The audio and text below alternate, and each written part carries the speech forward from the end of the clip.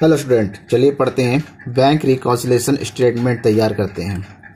Bank reconciliation statement यानी कि BRS तैयार करना है व्हेन डेबिट बैलेंस और overdraft balance as per passbook is given. मतलब जब पासबुक का ओवरड्राफ्ट या फिर पासबुक का डेबिट बैलेंस दिया हुआ हो, उस दशा में उस तरीके में हम कैसे जो है BRS तैयार करेंगे, इस चीज़ के पढ़ेंगे।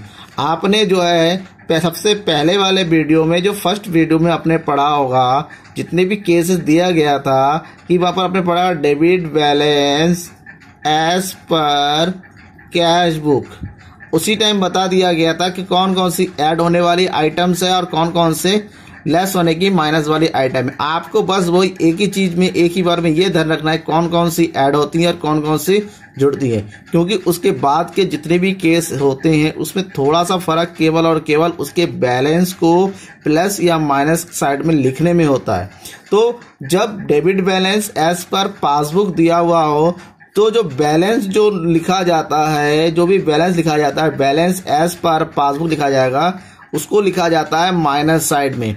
बाकी चीजें जो प्लस होने वाली चीजें, नॉर्मल सी चीज ऐसी है, उसको वैसे ही लिखते हैं प्लस वाले साइड में, और माइनस वाली चीजें माइनस के नीचे लिखते हैं। उन दोनों का जो फिर जो गैप आता है उसको फिर हम जो है सॉल्यूशन कर देते हैं। चलिए इसके लिए एक क्वेश्चन को सॉल्व करके देखते हैं। क्वेश्चन सॉल्व करेंगे तो अच्छे से समझ आता है। क्वेश्चन इस तरह से दिया हुआ है, बुक में से नोट किया हुआ मैंने। बुक है DK गोयल बुक का एक क्वेश्चन है, न्यूमेरिकल लिया हुआ है, वहीं से ही नोट किया मैंने।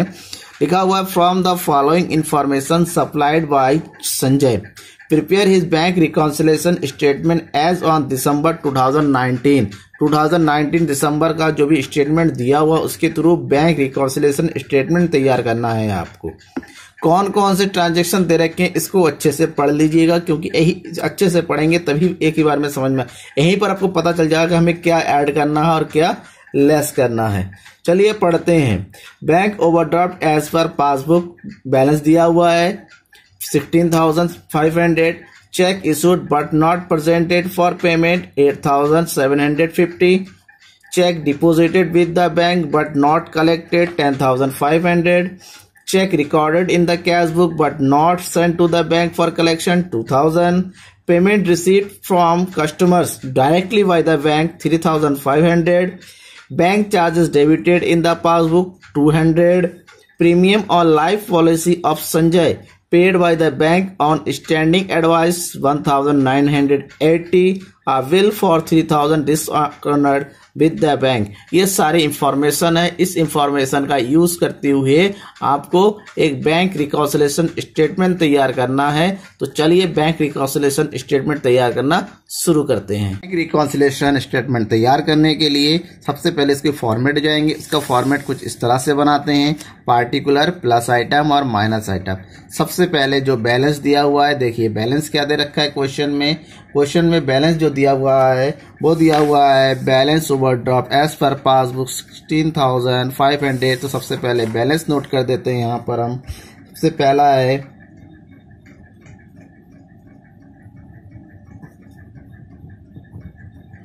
ओवरड्राफ्ट एज पर पासबुक, लिखेंगे माइनस साइड में कितना है 6,500। अब दूसरा दे रखा है check issued but not presented for payment. ये जो है हमारा चेक इशू तो हो गया, पेमेंट के लिए प्रेजेंट नहीं हुआ, तो ये माइनस किया जाता है, तो उसको माइनस साइड में लेस करेंगे। तो जो सेकंड नंबर है इसको ऐसे लिख देते हैं, check issued but not presented for payment, ये माइनस साइड में जाएगा। अमाउंट है आपका 8,750। अब थर्ड आइटम में जाइए। थर्ड आइटम दे रखा है check deposited with the bank but not collect. Cheque bank में जमा तो हो गया लेकिन अभी तक कलेक्ट नहीं हुआ, तो ये ऐड किया जाता है इसको। चलिए ऐड कर देते हैं। Third number check deposited with the bank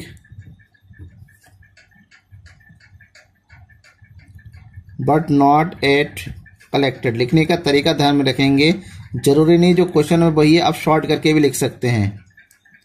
ये हो गया 10,500। फोर्थ आइटम देखते हैं, cheque recorded in the cash book but not sent to the bank for collection. Cheque cash book में तो चेक की एंट्री कर दी लेकिन कलेक्शन के लिए भेजा ही नहीं गया, यानी कि उसको हमने जो ऐड लेस कर दिया उसको अब ऐड करना पड़ेगा, तो 2000 को हम ऐड करेंगे।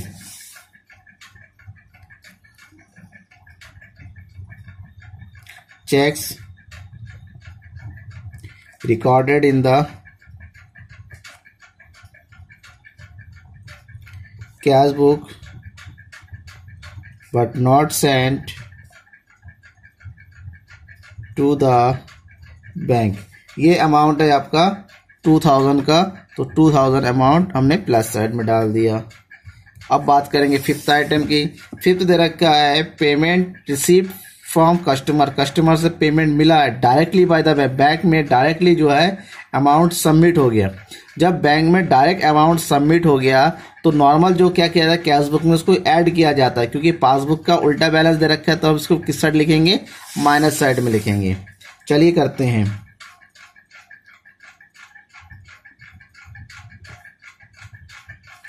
Payments received from customer directly by the bank 3,500।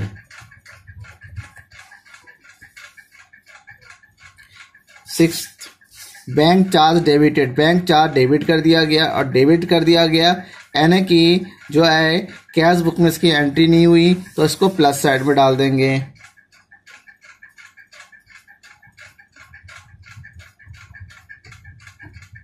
Bank charges debited in the passbook, तो ये अमाउंट है 200 रुपीज। नेक्स्ट है premium on life policy Sanjay paid by the bank. Bank के थ्रू संजय की जो है प्रीमियम पे कर दिया गया, यानी कि पासबुक में जो है उसकी एंट्री कर दी, अब कैश बुक में इसकी एंट्री करनी है तो उसको प्लस साइड में डालेंगे।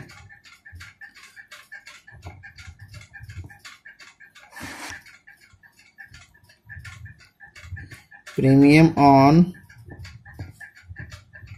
Life policy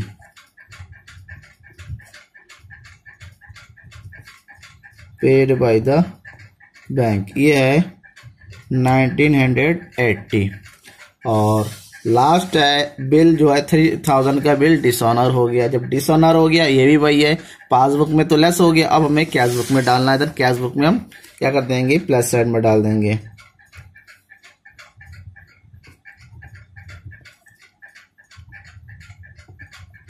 dishonoured bill 3100। अब सारे जब ट्रांजेक्शन हो गया हमारा, जब एंटर हो जाता है, अब क्या करेंगे, दोनों साइड को अलग अलग जोड़ दिया जाता है, तो माइनस साइड को ऐड करेंगे तो यह जाएगा 28,750, और प्लस साइड को ऐड करेंगे यह जाएगा 17,780। अब दोनों का हम जब बैलेंस निकालेंगे, अंतर निकालेंगे, हम देखेंगे ये जो आ रहा है, जो बैलेंस हमारा जो है माइनस आइटम ज्यादा है, प्लस आइटम कम है, दोनों का बैलेंस कितना आ रहा है, 10,970। ये जो बैलेंस है इसको बोलेंगे ओवरड्राफ्ट एज पर